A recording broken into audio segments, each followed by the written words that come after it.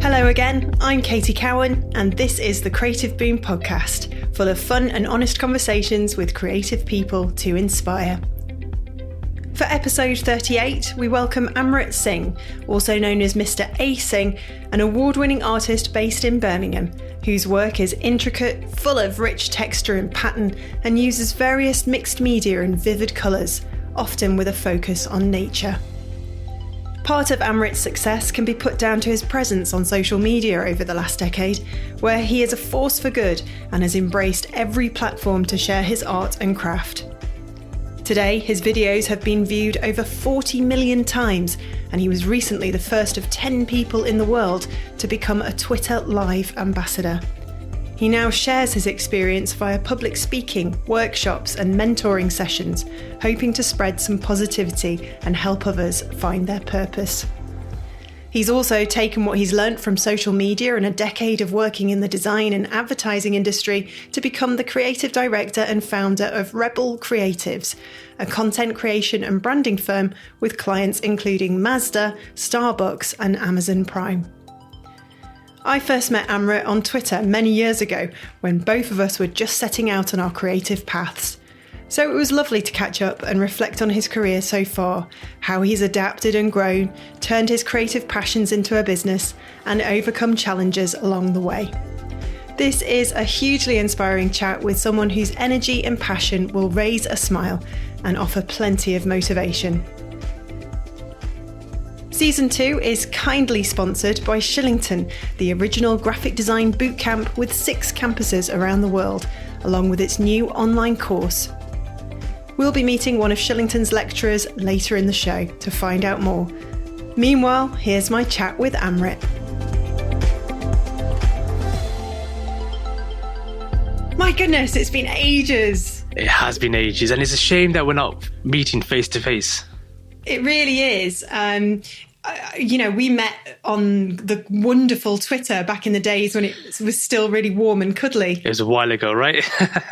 Quite a long time ago. Yeah. I mean, it must have been like 2009, 10, something like that. Yeah, so we've been following each other for quite a while, yeah. And you know what? Early last year, in fact, I made an effort to try and meet as many people as possible offline, especially with Twitter. And that was obviously before the pandemic. So we'll have our time soon, I'm sure.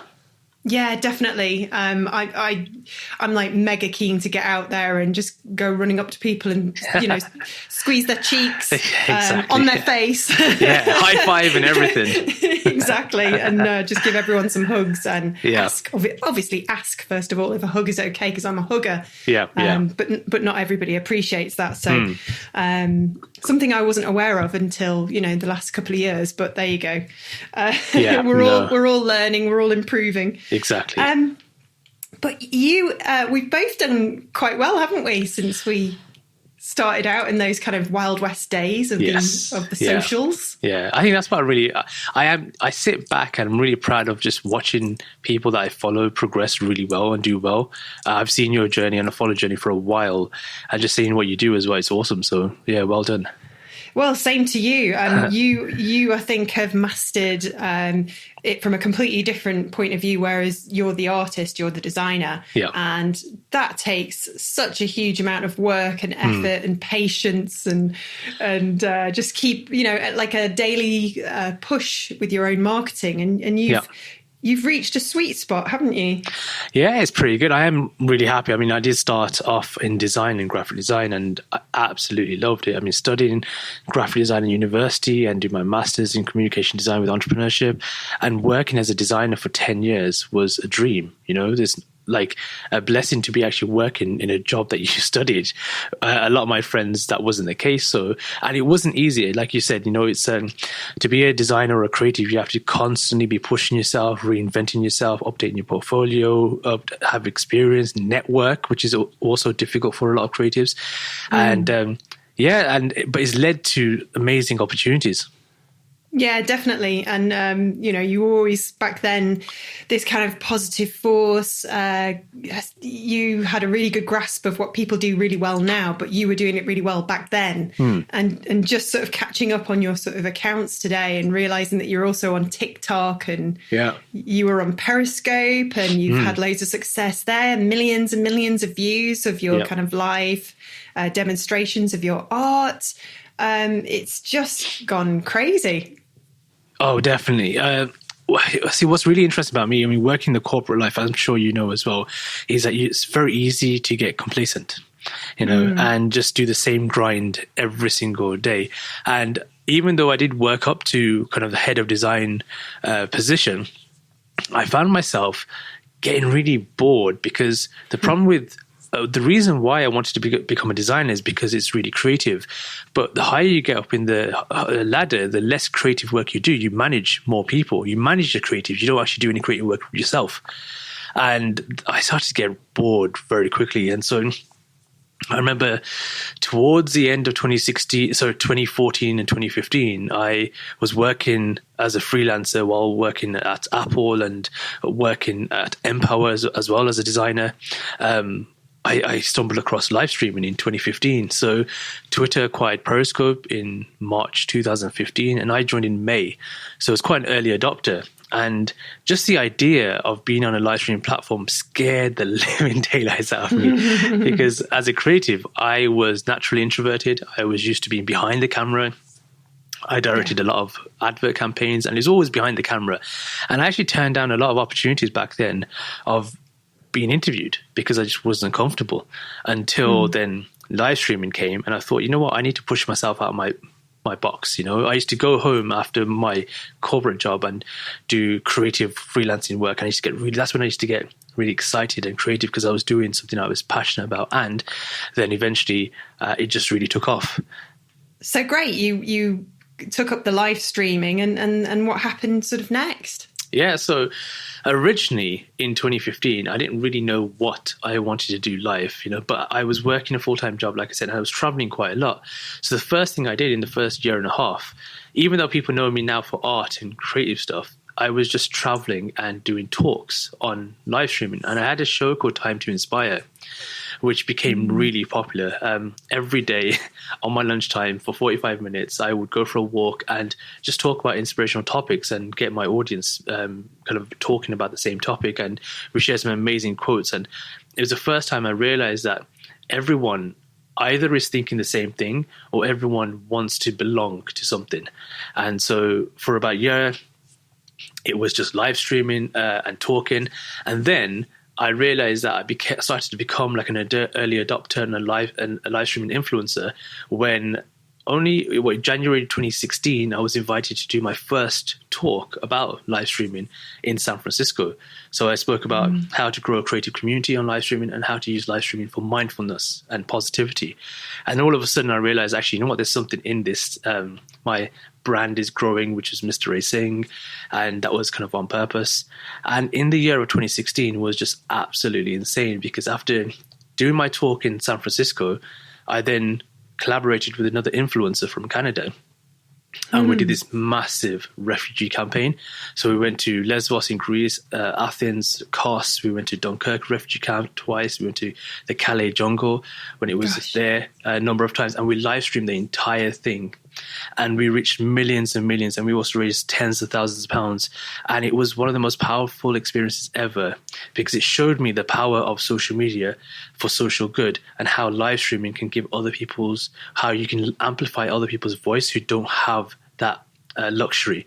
So we even collaborated with Ai Weiwei and did some, we even went to Berlin and did some, we went to Berlin, Abbey Road Studios in Berlin, and we helped with a single that they were producing for called Sarah to raise money for a lifeboat. So that year was just a pivotal moment for me because then towards the end of the year, in August 2016, was the first time I had ever shared my art, ever. And then it really shot up because I genuinely didn't think my art was good enough, right? And the reason being is because I was told when I was a kid at school that I'm not good at art and I shouldn't pursue art. And being told that... Yeah, who told you that? A really annoying temp teacher. So I remember him perfectly because he was just a temp, and the usual art teacher was brilliant because she saw my passion and my creativity. But she went on maternity leave, and we had this temp teacher, and it was creativity to him was follow the rules and do it my way. Oh, right. Okay. Yeah, so very wrong. Bit of an ego. Yeah, exactly. So, and it's just not very good. That's the reason why I'm massively passionate about teaching and educating now because of that. So yeah, a long time working as a designer and not really sharing my art. August 2016, I shared my art for the first time. And Twitter were watching and they featured my broadcast. So imagine, right, you pluck up the courage to share your art for the first time. You're already nervous. You're sweating. Yes. You're happy with 10 people in your broadcast. I'm more than happy with 10 people, or slightly more. And then all of a sudden it goes 20, 100, 500, 800, 1200. And I was shaking. I was freaking out. I was like, what's happening? I hated Twitter at that time for doing that. But obviously I'm really appreciative now because it helped. Yeah. And at the end of that broadcast, I had, I think, 500,000 people within a very short time watch me like shakenly create my doodle art. And it was just from there that people, and also the comments were going so fast that I couldn't keep track of it. So I decided to ignore the comments and just focus on my drawing and talk about myself. And that's where it kind of lifted off, because a month after that, I had my first ever art exhibition in San Francisco. And then I collaborated with the Mission District and the Meetings of Styles Festival. So I met all the OG graffiti artists and street artists and writers from New York and everywhere. And then I published my first coloring book at the end of 2016, which sold out. It had 3 different reprints. And I quit my job to work for myself full-time in early 2017. Good grief. Like if we were competing for best careers, Amrit, I think you've won hands down. It's been a whirlwind, but it's been absolutely amazing. Yeah, but you know, there was a little bit of negativity that you had to face after that sort of Twitter storm, wasn't there? Yes. You kind of had to deal with a few negative voices, some trolls. My goodness. Yes. I mean, unfortunately, the world of the internet, shall we say, is full of keyboard warriors and people who feel like they can say things in the comfort of their own homes. Now, I didn't really realize this was a big thing until I experienced it. Now, obviously, most social media platforms are American-based, so predominantly I had a very large American audience. And I was afraid of showing my face, if I'm honest, for the first year, let's say. I always showed something else. I would show like the forest or the woods and I would talk. And when I did finally show my face, I was inundated with trolls and abuse and horrible language. And I remember a point, probably was at the end of 2015 or the early 2016, where I was just like, do I carry on? Like, what is the point of me putting myself out there when I'm just going to get this abuse? And I was very close to quitting. But then what did your family think? Because obviously you were close to your family. I remember you telling me. Yeah, but the thing is, my family didn't quite understand because live streaming was quite strange to a lot of people, And so even when I tried to explain live streaming to my parents and my brothers, they didn't quite get their head around it. I think most people don't quite get it because it's a very new thing, live streaming on your mobile phone and speaking to strangers. Just that idea, a lot of people are uncomfortable with. And so I remember my brother saying, just think about it, just think about what you can do instead of showing your face. And I was like, I don't really just not want to show my face forever. So I thought, actually, this is a really good opportunity to reduce that ignorance and misconceptions and stereotypes by finding a middle point. And the middle point was art. People loved what I was creating. They just didn't get what I would look like. They just didn't understand it.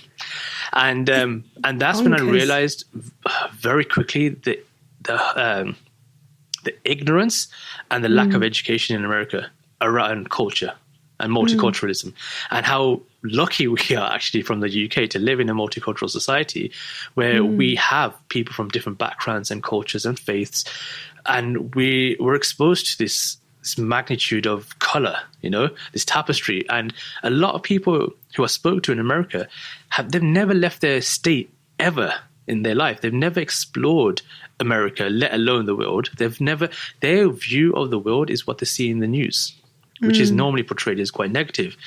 And so I started to do more artwork, and at that point, before I started sharing my art, it was just random. Let's kind of get used to acrylics and watercolors again. So what I started to do is hold conversations about culture and faith and different people around the world through art. And I can say proudly that a number of my biggest trolls are now my biggest supporters. They own a lot of my artwork. They send me Christmas cards every single year. Gosh. They send me messages about how they're just open to this whole new world of culture. And the thing is, I don't blame people for the lack of education. I mean, you're terrifying. I mean, just one look at you, it's clear that you're a monster. Yeah, I know, right? Exactly. And the thing is, right, as soon as I've got a big smile, as you probably know, right? And exactly. As soon as I smile, people just I'm like, if I don't smile, then maybe people see me as intimidating, but I always have this big smile on my face. But yeah, I think I did find a way, and I'm really glad that I didn't quit, because it did lead to so many things. Oh, it absolutely did. And I'm really pleased that you didn't let the bastards get you down, if you don't mind me saying, because that is a mantra that I live by. And, you know, it's true, when your world is on social media and when you're doing something like we do, you are making yourself vulnerable and open to these potential things. Yes. You know, I've had my fair share over the years, random, maybe never went viral on Twitter, but random emails that are just really cruel, and the occasional troll on Twitter. But you build an armor for it, don't you? And you kind of think, well, I can either, you know, let them, I can either be defeated, or I can sort of say, do you know what? I didn't come this far to let a few negative people hold me back. You know, There's always, you know, my dad gave me some really nice advice. He said, you know, hun, if they're not talking about you in a horrible way, then you're not doing well, or something like that. Yeah, exactly. Yeah. I mean, for me, it was really sad, because I know a lot of very powerful women on live streaming and who I've met and worked with. And it's unfortunate that a few of them have quit completely because of the abuse that they've received. And for me, it was one type of abuse, but for women, the sexual abuse that they get online just really gets me angry. Oh yeah, I get that. Yeah, the kind of really random sort of pickups. Yeah. From sort of really odd men. You know, just think, what are you doing? Why are you sending me this message? Yeah, and the audacity as well. Yeah, it's just very unprofessional. Very, yeah. And sometimes, and I do work with a lot of young people in live streaming because of this, and it's really important to remember that you're in control. It's your show, and to always empower yourself. You know, like Katie, you're an amazing woman, and it's important to always remember that you're the star of your show. Yes, you know? It's true. It is true. But it's sometimes we can forget all these pearls of wisdom, can't we? You know, when the world feels like a dark place, when we're in the middle of a second lockdown, we can forget all these things we've learned and helped to pick ourselves back up on those kind of more challenging days. It's tough. It's really tough. You know, so when you do get those kind of messages, and even if it's just criticism, you know, not necessarily something that is racist or sexist, it's just criticism. It hurts, doesn't it? It stings. Yes. And you're like, oh man. You know, and recently I've sort of taken to say to myself, okay, well, if I got, you know, I don't know, a 1-star review with this podcast, which I think I got my first in the last couple of months, and I was absolutely gutted. I don't know where it's come from. But, you know, obviously I'm human, I care. And it's like, who are these people that take the time to just go around and leave bad reviews and make somebody's day miserable? Yeah, it does surprise me. I mean, I get a decent number of passive-aggressive emails from quote-unquote fine artists who don't like the fact that I've done well in art because I haven't studied art at university. Oh, okay. Yeah. That's an interesting thing. And they all are older white guys, if I'm honest. Do you know, this is something we share in common. I didn't study graphic design. And when I write about graphic design or do a sort of interview with a famous graphic designer, I have had in the past older male designers send me you know, the occasional mean email saying that I have no clue what I'm doing. And it's strange. It is a strange world sometimes. But then I was having a lovely chat. Actually, it's another podcast with Simon Dixon, who runs one of the most respected design agencies in the UK, if not the world. And he sort of says he thinks he attributes it to them having something else that's going on in their life. Yes. That it's nothing to do with us and we shouldn't take it personally. It's like that quote, I've been told this a number of times over the years of live streaming, is that hurt people are hurting. Is people who hurt others are hurting themselves. And sometimes we forget that. We forget that trolls are just human beings. And the reason why trolls lash out, and this is something that I know personally because a good friend of mine at school was bullied and he turned from a bully to a troll, and then he ended up taking his life because he couldn't handle being a troll. He couldn't handle being classed as a troll. So he went from being bullied, a really nice guy, absolutely really nice guy at school. And then he was like, "What? I wonder what it feels like if I bully others. What? I want to know what a bully feels like." And he started to pick on other people on MySpace back then, right? Gosh. And people lashed out and says like, "Who are you?" And he just couldn't handle the hate he received, even though he felt empowered by being a bully.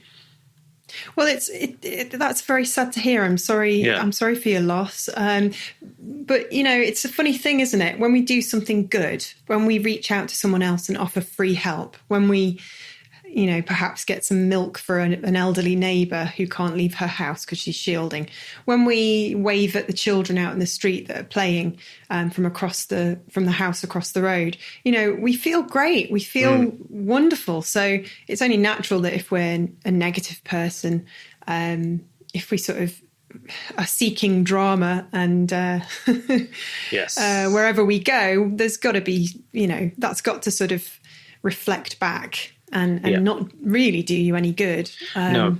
You create your own reality. And I firmly believe that, if you think negative, you'll always see negative everywhere else. With me, I'm a massive believer of being positive and giving that back. And it shows, it just shows in your persona. It shows in what you produce. It shows in your network and who you're surrounded with, your tribe, let's say. And it also shows with your social media presence. People are naturally attracted to positive people.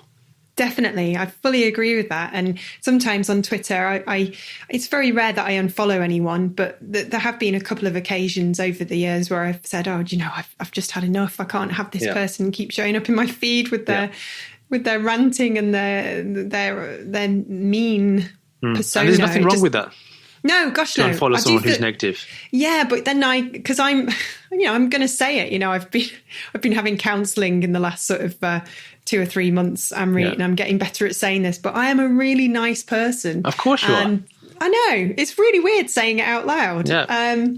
But I'm a really nice person, so I don't want anybody. And I know I'm making assumptions, but I don't want anybody to see that I've unfollowed them and think that they, that it's anything personal. And it kind of is personal, because if I've unfollowed you, it's probably because I'm not enjoying your tweets. No, of course. The thing is, though, Kate, it's really important for you to look after your own armor. We spoke about armor earlier.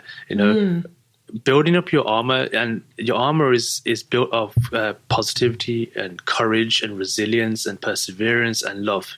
That's what. Yes. And as soon as that gets knocked down, then that means that's when negativity starts to creep in, and that's when self-doubt increases and the creative block, and it leads to a number of things, which leads to mental health issues.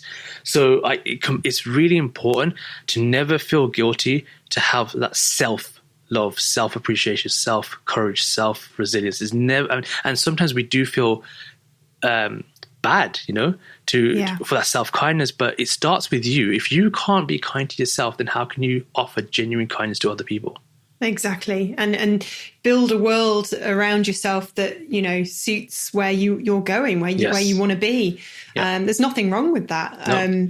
You're not sort of suggesting you don't wish these people any harm. You in fact wish them very well. And it's just that sometimes you have to move on. And you're a really positive person. You've always been that way. And that's why I think we just gelled really well on Twitter, because, I've always been a force for good on social media as well. And I really love making people laugh and showing my vulnerable side and sharing advice. And you've done that. You've gone that one step further, and you're doing all these kind of live streams and videos, and people are connecting with you. They probably feel like they know you, that you're a close confidant, and you're developing yourself as well because you're getting all this feedback. But where else does this kind of wonderful compassion and kindness come from? I think it started it's definitely down to family values. I would say my mom's very proud of telling everyone. And when I was a kid, I was very embarrassed of this, but she used to go around telling everyone that I raised 3 daughters. And because it's me and my brothers, and she was like, yeah, I have 3 daughters, because she genuinely taught me how to cook, clean, and we would do all the chores around the house, iron our own clothes, do all the laundry. And that was, I didn't realize how weird that was, or different that was, not weird, sorry, until I met my male friends and cousins who didn't do any of that. And they were lazy. They couldn't cook or clean for themselves or anything. I was just like, hang on, that's not normal to me. And then my dad made sure that he taught us like bricklaying and electrical stuff and how to change a car, because he was an engineer. So we would go with my dad at work on weekends, and we would change car batteries and change the tires and plugs and oil, and even take dents out of cars. And my mom then during the weekday would teach me to cook. And because I was the oldest, she made sure that I knew all this. And I didn't realize until later on, like when I went to uni, on how valuable that was, but also how rare that was. Yes. I could look after myself. When I was, my master's was in Winchester. So I stayed in Winchester for over a year, and all of my mates and my flatmates were in takeouts all the time, and I was cooking my own like paneer dishes and halloumi dishes, and they were just like, how, and so I think just being grounded from a young age, my dad taught us the value of money quite young, and we would go to, because he had a market store as well, and so just getting up at 4 a.m, going and making. Where was this, in Birmingham or? Well, in Wellesbourne and Doncaster and Longmaster. It was in Wales, so we went all over. Gosh. And as a child, waking up at 4 o'clock in the morning and freezing cold, but we were selling, and he had a ladies' fashion shop, and so as a young kid, I knew the value of money, and also customer service. Talking to women about what looks good on them as a kid was very strange. Oh, that's great though. Yeah, and so what does look good on us? I have no idea. The fashion has changed. I mean, probably when back then it was like hipster bottoms and fur coats and stuff like that. Yes. So yeah, and a lot of leather. A lot of leather. Wow. Yeah. How times have changed. Exactly. Yeah. So I think that's where it naturally, and also my faith as well. I am a baptized Sikh. I am the only baptized Sikh in my family. And so just generally as a Sikh, the Sikh faith teaches you a lot about charity and helping other people. The Sikh faith at its most core is about serving humanity. Right. Yes. And so it's all about how can you serve others. And I genuinely believe every single person is put on this earth to serve and serve means different to every single person, but we are here to serve first. And it's like now when I teach other people and teach businesses and students, I always say, give some more, and then ask, because before you even ask, people are willing to take from you because you've given so much. So yeah, that's kind of the foundations I would say that I've built is from a young age. I didn't know that about you. I didn't know. But do you think you got your creativity from your mum then, if your dad was the engineer? Yeah. So even my mom couldn't do anything creative because she was born actually in Africa. She came over when she was 6. So she doesn't really remember Africa. But when she was young, she was very creative. But she couldn't she kind of had to quit all of that to obviously raise us and get married at a young age. So, but she always says that she was creative, and the creativity does run from her. Yeah. And you grew up in Birmingham, that's right? Yeah, I grew up in Solihull, which is just slightly outside of Birmingham. I know where Solihull is. Oh, awesome. I lived in Birmingham for a little while when, nice. Yeah, when I first started out, I started in Stoke, worked for a radio station there, and then I moved on to Birmingham, followed the money basically. Yeah. And I went and had a couple, maybe, I think it was about 3 years at Saga Radio on the Hagley Road. Oh, right. Yeah. Which was great fun. Made loads of mistakes there and sort of really kind of...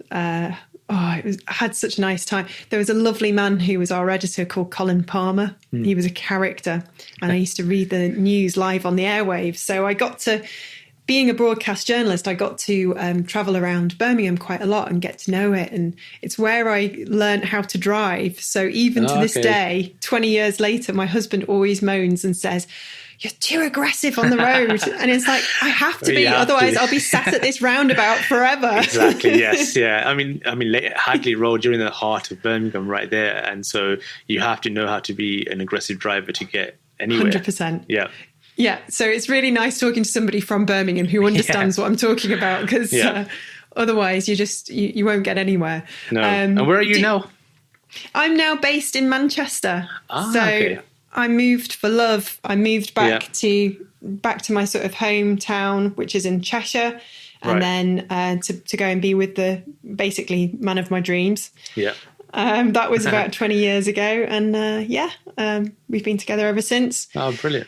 Yeah, love at first sight and all that. Excellent.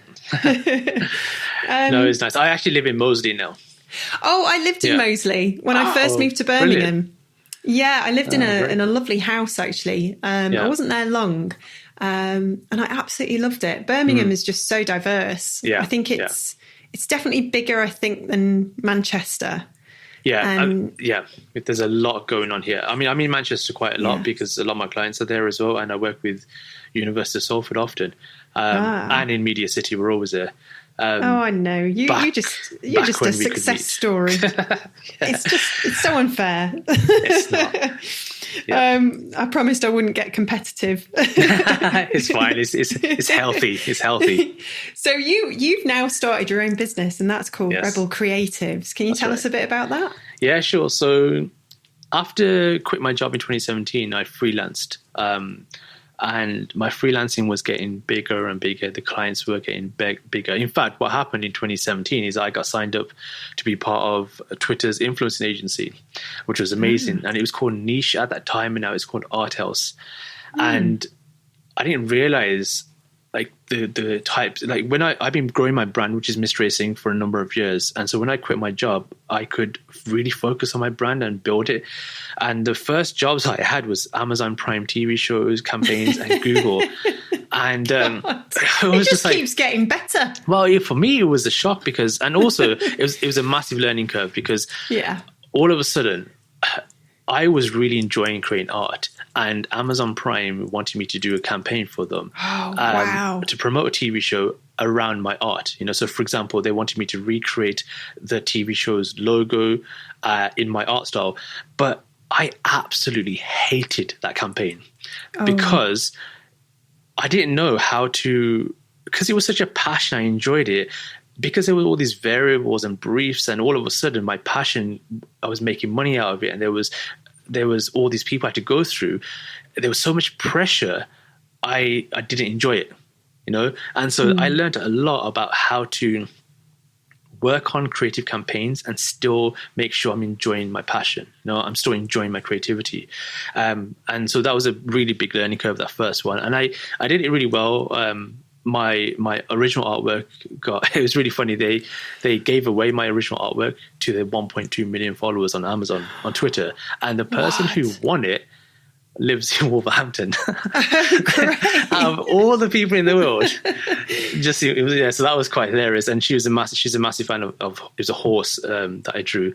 And so after that, I knew exactly, okay, so if I do a big campaign for a big project and there's all these variables like creating a campaign and doing a live stream and doing a few things on Twitter or Instagram, I have to make sure I set it or reset it in a position where I'm loving it. I'm really enjoying it. So yeah, from then I did the campaign with Google Digital Garage and then another Amazon Prime. And then, so the projects were getting bigger, the clients were getting bigger. So I then and also the public speaking got bigger as well. So I had a lot more requests to do more talks, to share my journey, inspiration, aspirational journeys as well, to help raise young people's bar higher.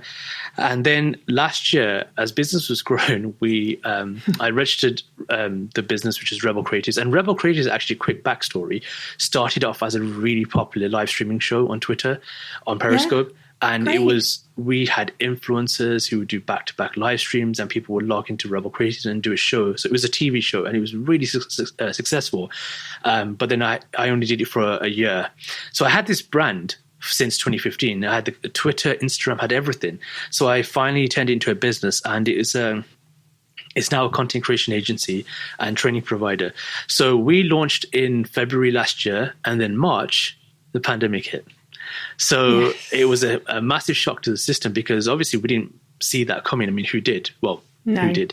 Actually, here's a little quick interesting story. I did a talk in Feb in BBC in Manchester, in Media City, around short form content. And the social media manager for WHO, World Health Organization, flew from Geneva, who was in the audience and was there for my talk. And then after we had a conversation, she said that she wants to do more short form video content on Twitter and TikTok for the correct information. And then literally a few weeks later, we found about coronavirus. Oh, that's interesting. So do you think she would have known about it then? Of course, she would have. Yeah, of course, they would have known. I'm stating the obvious there. Yeah, exactly. Yeah, but I just found it really interesting how just you meet the people about this and things happen. So I had to make a decision last Feb, which was like, okay, so we got the pandemic. We just moved into a brand new studio in the Custard Factory in Birmingham, Digbeth, and really excited. And then the pandemic's hit. So we then launched the training provider side quickly, and which was a really good decision, because we've been running 3 to 5 training sessions a week since. And that just shot up, training on short form content, live streaming, graphic design and entrepreneurship, building an online community, all that kind of stuff. And we actually ran 4 digital boot camps for 16 to 30-year-olds during the lockdown. And that was just amazing, just to teach young people about script writing and green screening and pitching and presenting, and how to create short form content. And the videos that they created were just fantastic, because it was around lockdown, around Black Lives Matter, around racism, around nature, around not going to the prom, around how much homework they've got now compared to before. So that was really cool. And then we've managed to just grow the content creation side by directing some really cool campaigns for brands. So there's some really, even though it's been a tough year, I have been blessed in terms of the kind of work coming in, and I'm still in my studio, and we've just recently won a new project, which I can't talk about until the end of this month. So it's, and that's an immersive tech project, so that's been really interesting. We're taking a short break from our chat with Amrit to have a word from our sponsor, Shillington, the original graphic design bootcamp, or in this case, a creative tip from one of its lecturers, Kathy Sisson, who is based at Shillington's New York campus. Originally from Melbourne, Kathy is a designer, art director and calligrapher, also known as Kayashi. I asked Kathy, where do you see some designers going wrong, and what advice would you give to help them put things right? What I'm sort of seeing a lot is that a lot of designers kind of follow trends, and they see a lot of things on the internet thinking, this is cool, I'm going to do that. And they almost kind of replicate it in a way without really kind of showing their true personality. And I'm a really, really big advocate of being true to who you are, the true creative, the true designer, because I think, that's what sets you apart. So I think it is easy to be influenced and think, oh my gosh, that's cool, I should be like that. And I see a lot of designers that kind of like jump on a bandwagon of a particular style or font that's trending, and that's great. But really, is that representing them as a brand? No. And, it's a bit of this kind of like designer identity crisis. I've been there. But, it's just really about finding a style that really is true to you. And I really want to encourage designers never to really kind of fall into that trap of, comparison or, feeling like they have to kind of go into that loophole just because everyone else is doing that. So, if it's simple and sleek, that's okay too. So, really, really being true. I think that's going to be the main thing. To find out more about studying graphic design in as little as 3 months online or at one of Shillington's 6 campuses around the world, visit shillingtoneducation.com. Now, back to Amrit. You've even been to number 10 Downing Street, which I know, right? How strange is that? By the way, this is where the competition levels off a little bit. Okay. So have I. Oh, wow. Yes. Check you off. So what was yours about? just they invited you around for tea and coffee, right? No, well, yeah, because I am Katie Cowan. Of course, yeah. Brush the dust off one shoulder. Yeah. It was through Emma at Enterprise Nation. And they were taking groups of different people from small businesses, the creative community, down to Downing Street to basically provide feedback on what could help the Conservative government at the time do more of to support freelancers and small businesses. So that's good. It was really interesting. Yeah. Go on then. Why were you there? So they invited a number of young creatives who are doing well around the UK, and they wanted to invite people from diverse backgrounds as well. So great. I don't know why, but I had a letter through the post which I thought was fake. If you're going to tell me off for doing that earlier with myself, I'm allowed to tell you off. That's fine. You hugely deserved to go there. But I genuinely thought it was fake first. I received. I was away. I can't remember where I was. And so I didn't receive the letter through the post. And then I received the email and I thought, this can't be right. So I didn't actually reply back to it until a good few days later. Then I thought, actually, maybe it is real. So I did reply back. And then I ended up, it was just really cool because at the time, it was Theresa May who was in power. And we went, you have to give all your phones in the pigeonhole, which is really annoying. So you couldn't take no photographs. And you got the spiral staircase where all the prime ministers are on the wall, kind of a bit scary because they're all staring at you in black and white photographs. It's a strange place, isn't it? Very strange. And it's big because obviously people don't realise that 10 Downing Street and 11 and 12, I think, are all one massive building. Mm-hmm. But from the front, they look individual. So it was really cool. We all were in the room and we got to... I got to meet Theresa May. I didn't realise she was right behind me. And, the stern look that she has, it's kind of interesting, like turning around, just seeing her in your face was... Did you jump? Did you jump out of your skin and go, wow? I did, yeah, and I had to be as respectful as possible, thinking, shit, who the hell are you? I love it. You see people on the TV, on the news, but you don't realise their facial characteristics until you meet them in person. And she's got quite that look, Yeah, it's quite unnerving, isn't it, when you see a very famous person? I'm trying to be as polite as possible right now in terms of her look. So I suppose she has to sort of, maybe that's just a character, or she has to be a little bit more like that to be taken just as seriously as the men. I don't know. She's got that stance as well. She kind of hunches a little bit back, arms down, dragging... she's got a very interesting look. So that was... it was an interesting experience. Yeah, I didn't meet anybody. I think it was David Cameron in at the time. So it was I beat you to it. I was there first. Yes. Tick for Katie. It's a strange experience, but we're both lucky. I think that was definitely something to remember. Yeah. But going back to the custard factory, that has changed so much all around there, around Digbeth. It's amazing, isn't it? You know what, Digbeth is absolutely amazing. They've got so many plans to take this area to the next level. I mean, the plans, if you just see that from the people here, are amazing. And I'm really excited to be here and just be part of the vibe. So, like, my last studio was in Moseley, and it was nice, but it was just me on my own, and it was quiet. Yeah. But I just really wanted to be part of an environment, like a buzzing place. And I was very close to actually moving to London, but then I started to get more work in Manchester. I just thought Birmingham's a perfect middle ground. Which is easy. I'm even though I know Custard Factory when it's in its full vibe, and unfortunately I'm not quite experienced that by working here because of the pandemic, on lockdown and stuff. So I'm just really excited for it to go back to quote unquote normal, where there are businesses back and it's just buzzing again. And God, I can't wait. I mean, I don't know if the clubs are still there and the bars, but I used to go to the Custard Factory back when I was in my sort of, teens and 20s. When they used to empty that pool out, do you know, the swimming pool? Yeah, I don't know if that's still there. Well, there's two. There's the fountain is still here, but the actual pool, I think that you are talking about in the courthouse, that's no longer there. It's because it used to be quite a big pool that people used to walk around, and now there's like tables and chairs. It's quite a very cool vibe now. There's like seating areas around there.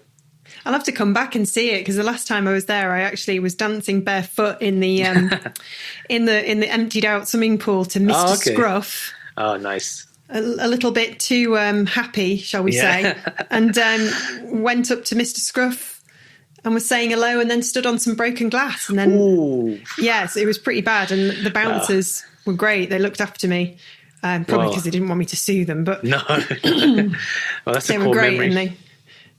Pardon, sorry? I said that's a core memory right there. Yeah, just my blood all over the Custard Factory. And getting to meet Mr. Scruff. Making your mark literally on this platform. Oh, dear. Is that...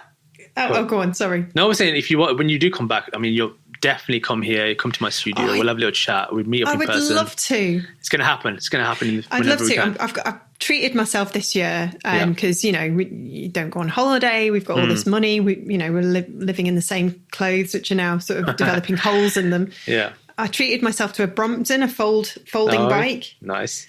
Yes. Yeah. So my plan is, when everything gets back to normal, I'm going to get a nice bag for it, and I'm going to go everywhere. Yeah. And I'm just going to go to different cities and cycle around safely, hopefully. Yeah. And and just see how places have changed, because I actually haven't been back to Birmingham since I left in 2004, 2005. Yeah, that's a while ago then. Yeah, but it's changed massively. And on top of that, we've got the Commonwealth Games coming next year, so there's so much renovation and improvements for that. I mean, literally the world is going to be looking at Birmingham next year, so that's probably a really cool time to come if you want to see like just the vibe. I mean, I remember when London Olympics was here, and I was in London for quite a bit for that, and the vibe was just amazing. So I just can't wait for the Commonwealth Games. It's going to be very cool. It's a great city, Birmingham, and you've got the tram now, I think. Have you? Yes. Yeah, the tram is that's how growing. Much it's changed. Yeah, it's growing even like more every single time I go into Birmingham. I feel like cool. you know, I always compare Birmingham and Manchester because there's always this feud, isn't there? Which one's the second city? Yeah, I think it's I don't know. I better not say, because I'm in Manchester. Well, see, I mean, in terms of population, Birmingham's larger. Oh yeah, of course it is. So, yeah.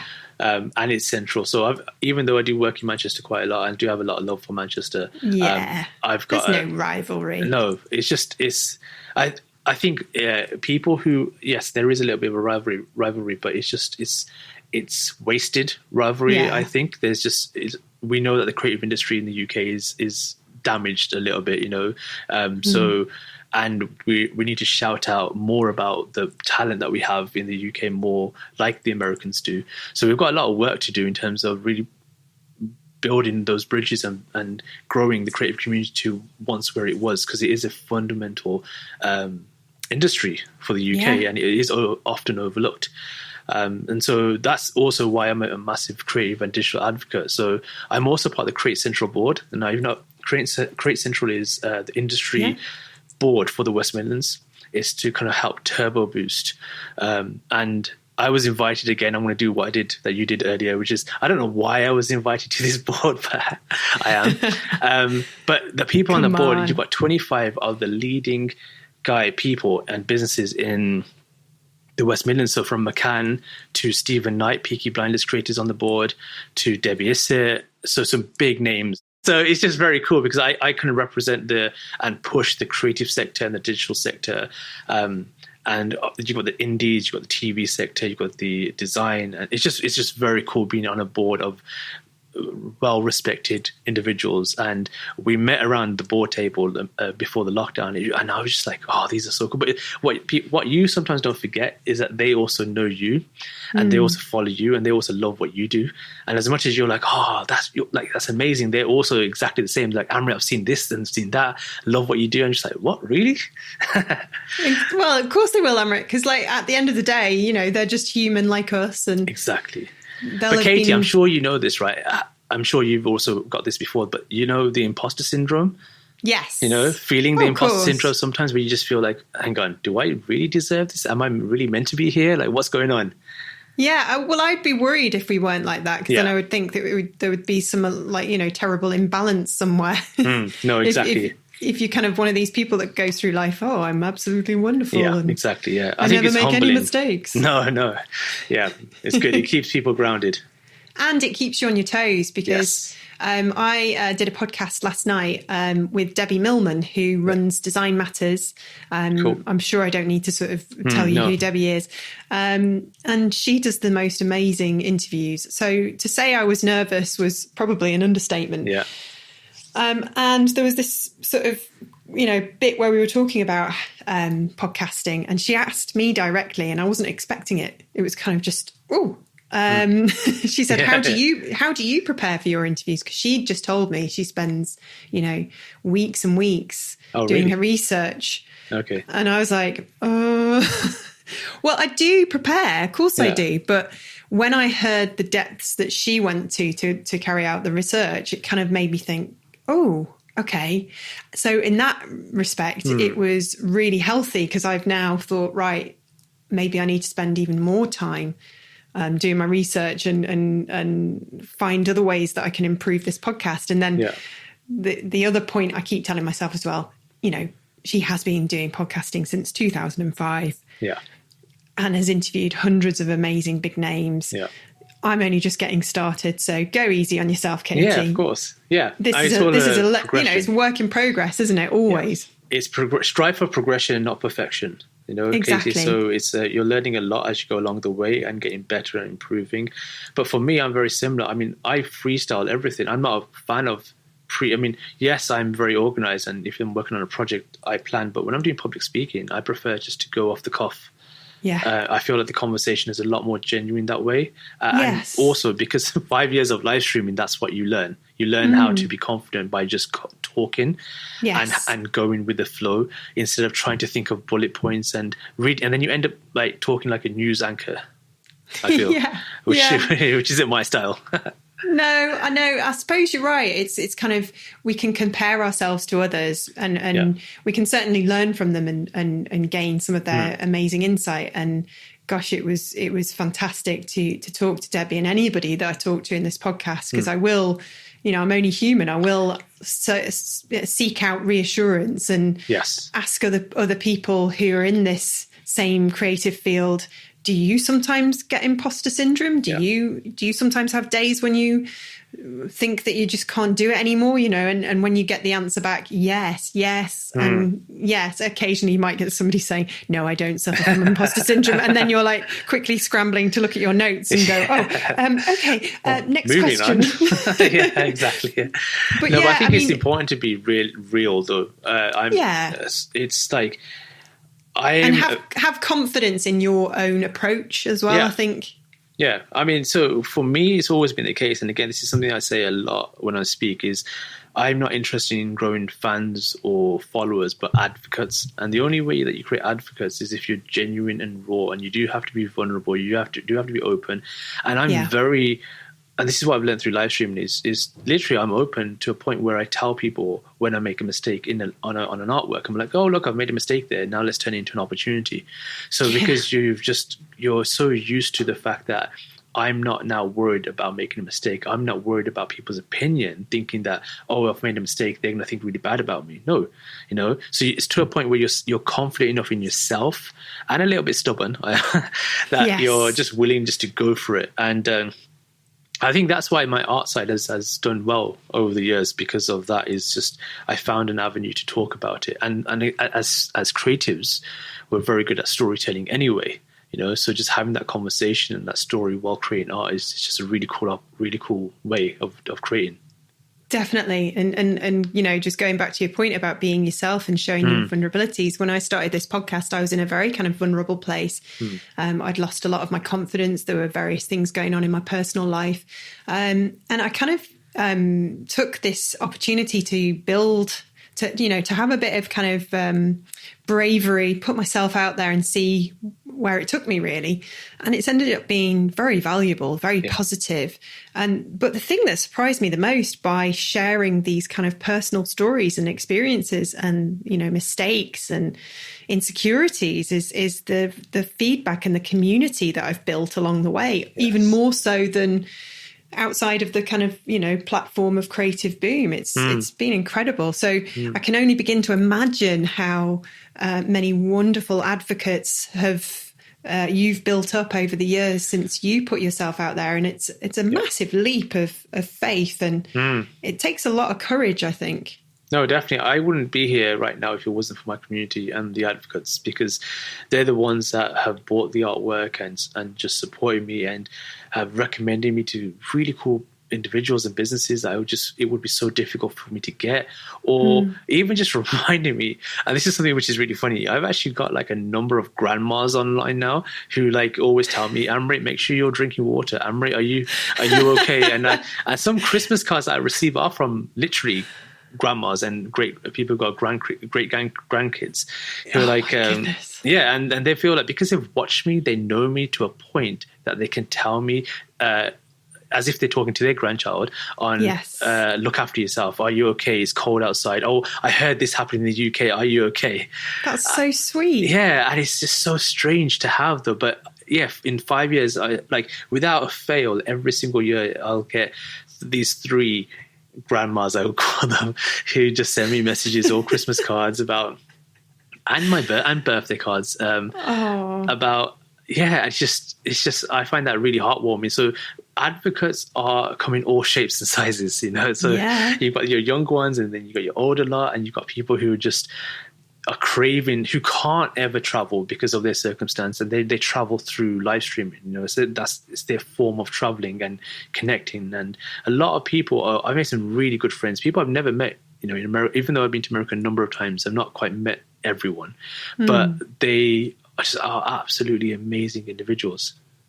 Yeah, it's great how this old internet, even though it's at the worst of times in recent years, has felt that it's contributed to a lot of the problems we're facing now. Yeah, actually, I've always taken an optimistic view, and because I kind of started off in social media quite a long time ago, I've kind of always taken the view that any kind of that negativity that we're seeing, got to remember it's, minority. And unfortunately, the minority of those voices are often the loudest. That it's the silent majority that we have to remember are there. And and it's a reassurance, I think, knowing that there's all these lovely people, and you get this little inkling with these Christmas cards and these emails and sometimes these little direct messages, I get such lovely messages myself, and I just think, God, somebody has taken the time out of their busy day to send me a message telling me why they really appreciate my podcast or writing about their work. And it's just, it's lovely. It's such a warm feeling. Yes. And it's those gems that I think needs to be shouted out about and talked about more often. So sometimes I'm sure you're the very same as well. You feel like, should you talk about this? Should you not talk about this? Is it seen as ego? But definitely. You should, and we need to hear more stories about this, more often about all these cool stuff. Are you on Clubhouse? What's Clubhouse? Clubhouse is a new audio-only live streaming platform. You would be fantastic on there. Oh, okay. Yeah. Right, I'm going to write this down because I can't keep up. I think when they sort of launched Periscope, I think that was probably the last time that I and I just went, oh no, I can't even. And it took me a while with Instagram, to be honest. Yeah. And I know I looked and I was like, oh my God, I just can't compete with Amrit. He has basically He's doing all of this. He's even got a TikTok account. I bet he does fleets on Twitter, which I haven't even bothered with. Yeah, well, I was part of... So I get invited to a lot of product launches through social media apps. So for example, through Livestream, I've been on Twitch, then there's Blab, then there's Busker, which both went bust, then Live.me, you now, and then... So I've been... And a lot of these companies get me on as a consultant. So, right. So it makes sense for you to know about them all. Exactly, yeah. And especially if I'm teaching it as well. Now, you have to have your finger on the pulse. But Clubhouse launched a few months ago. It's invite only at the moment. So I joined, it's been just over a week. And because it's audio only, the conversations are brilliant, and you could literally have like a podcast version on there. That'd be great. I could do kind of like a mini pod, couldn't I? Yeah, and grow and also I've never seen a platform which where they genuinely support you, because you have your link to your Twitter and Instagram in your bio on Clubhouse, and people, as soon as they follow you instantly on Instagram and Twitter. And I think I've gained 200-300 followers in the week, in the last few days on Instagram. Gosh. And on Twitter I've sold 40 artworks on my Etsy. Just because I've just joined. So you join random conversations of, you share your 2 cents. People realize that you're actually, what you're talking about. Then they look at your profile, they follow you. And and I think 60 messages in my DM requests now on Instagram asking for like podcast requests. And that's the question I want to ask you, Katie, if you're advice. Okay, here we are. This is where he's going to start competing with me on a podcast. This is the advice I humbly bow down to you as a queen of podcasts. How do I differentiate good podcasts and bad podcasts? People who genuinely because there's so many requests at the moment. Like, I don't know which are worth speaking on, which aren't. Oof, gosh, I don't know. What for you to sort of take part in? Yeah, I don't know. I think it's a gut feeling, isn't it? Yeah. I know that. It's kind of like once you're sort of seen on one podcast, you get invited to lots of others. So you might find after doing this, you get even more invitations. I'm sure you're bombarded. I get asked. After this, I'll have 100 invitations. Well, I don't know. We're still sort of growing. Podcast is, quite new still. I mean, we've had 100,000 listens so far. Brilliant. Which is great. It's a really nice start. So, but I'm not really sort of bothered about that. I'm kind of just really, really enjoying this. Yeah, just the conversations, right? Yeah, definitely. As long as nobody gives me 1 star, I mean, that's just cruel. That's just mean. Who are these people? Yeah. But yeah, I think what suits. You could even put yourself out there. If you see any podcasts you really want to be a guest on, you just write yourself a bio. And put yourself forward and say, I'd like to volunteer myself for your podcast. Because one of the hardest things about running this is finding guests. Right, okay. Because you can sort of, you'll come up with a kind of, list in your head. But moving forward, because it's quite fast paced, you have to sort of create things every week if you're doing a weekly podcast. So you're actually doing people a favour if you approach them, definitely. Yeah. No, that's interesting. I've not really explored the idea of like being on podcasts, if I'm honest. It's just a platform which I've not been interested in until last year, I would say, when I started to get more requests and I started to understand the podcast world a little bit more. And then, go on. After this, I have got a couple in mind. So what I'll do is I'll send you an email with some of my contacts, and I'll sort of put you forward if you're interested. Yeah, I think it's just fun to do. Oh God, yeah. I love it. You get so much more out of this, I think, than say written interviews or phone interviews. It's amazing what you end up talking about, really, when you're sat in front of a microphone. It can be quite it can open you up, I think. Yes, I think yours is more genuine, a lot more genuine than others that I've seen. It's very conversational, which is really nice. That's what I like. Thank you. Yep. Do you know, I'll be honest, apart from obviously listening to Debbie's, I haven't really listened to many others. And the reason why I haven't is because I daren't see where I'm going wrong. Yeah. That makes sense. Compare, yeah. I mean, I listen to, you've got the Creative Prep Talk on Spotify and Never Not Creative. Yes. Now, I have listened to a couple of those. He's brilliant. Andy's fantastic. Yeah. I know Andy, so that was one of my suggestions I was going to say. I would definitely recommend. Not very good when you put me on the spot. I'm one of those people. I need to sort of go away and have a think. I think it's the kind of lockdown weariness and the 2 hours of sleep last night because I had a takeaway really late and I couldn't sleep. So you could go sleep. I had a dodgy stomach. Oh no. Yeah. No, it is good. Yeah. Okay, we'll talk. So how did you survive last year? How did you stay, pushing forward and stay sane? How did I stay sane? Good question.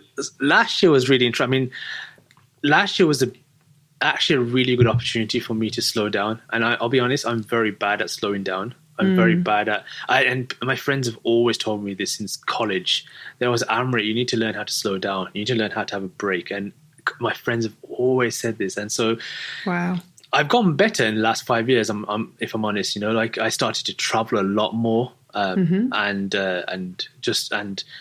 make sure that walking with nature was scheduled, and I actually did schedule time to connect and go offline. So last year for me was an opportunity just to focus on what I wanted to learn and what I wanted to reinvent and what I wanted to do. So I started to have a lot more of a clear mind about what my purpose is and what I want to do going forward.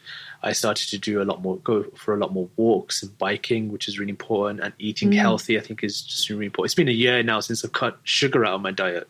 Wow. And it's been brilliant. At first it was difficult, but coffee, we know, sugar, tea, or nothing, it's been all right. And that does naturally help as well. When your gut is good, your mental health does improve as well. I'm living proof. Don't eat takeaway chips at 11 o'clock at night. You don't want heartburn and indigestion. Oh, no. God, never again. No. So I think, and also just, even though there's been a ton of Zoom calls and it drove me up the wall at one point, I really enjoyed connecting with people. So what I would do is people who I haven't spoken to in ages, I would just ring them up and have a phone conversation. And they were genuinely surprised that, one, I was calling over the phone and I wasn't asking for a Zoom call. And I would just say no. And so I had really nice catch-ups with people who I haven't spoken in a long time. And we just spoke about anything and everything apart from lockdown and coronavirus. And it was nice to connect with people. I had a lot of fun being in my own studio as well. So that was, I think if I didn't have this space, it would have been difficult because I could escape to this instead of being locked at home. So I could come to my studio. It was just me. The people who work, they're at home. So I've sent them all at home. So it's just me here. And I've been able to create art. I've been able to just be in a separate space. I think that's been nice. Yeah, it's great that you're still fighting fit and staying positive. It's really lovely to hear. And I think we should probably wrap this up and ask you one last burning question. What has been the sort of thing that you think has helped you the most in your career, and what advice can people take from that? Well, that's a good question. I think the biggest strength in my career has been, for me, actually taking the time out to listen to advice and really take it on board, but also being able to collaborate with other creatives. Now, when I left university, I have a love-hate relationship with education because education teaches you that everyone's your competitor and not your collaborator. You leave university or scared that everyone's going to steal your work and you put a copyright logo over everything and it just looks ugly. And then eventually you realize, actually, no, every creative that you meet, you can potentially collaborate with and be creative and expand and learn from them. So that's one of the biggest learns from me, and I've been taught by a number of mentors over the years about this, giving advice, which is, number one, they've asked me tough questions, which is, one, who are you? What do you represent? And what is your brand? And those are the three questions I had to ask myself a good few years ago. And it was very tough to kind of answer those questions, which is, what is my brand? What does my brand represent? And who am I? What value am I providing to the world? And sometimes some people never ask ourselves these questions. And I to those listening, I ask you these questions. What is your brand? What does it represent? And what value are you providing the world? Once you get the answers to those, you will be on a really strong track in terms of your career, personal growth, and just general confidence growth as well. That is very much food for thought as we wrap it up and say thank you so much, Amrit, for your time. Thank you, Katie, for having me. It's been really good. You've been listening to the Creative Boom podcast with your host, Katie Cowan. Thanks to my sponsor, Shillington, the original graphic design bootcamp that has helped students achieve award-winning portfolios and land incredible jobs in as little as 3 months. To find out more, go to shillingtoneducation.com. To listen or subscribe to the Creative Boom podcast, visit creativeboom.com/podcast. Don't forget to leave us a review if you're enjoying the show. Tune in next time when I'll be joined by the prolific artist and designer, Morag Myerscough.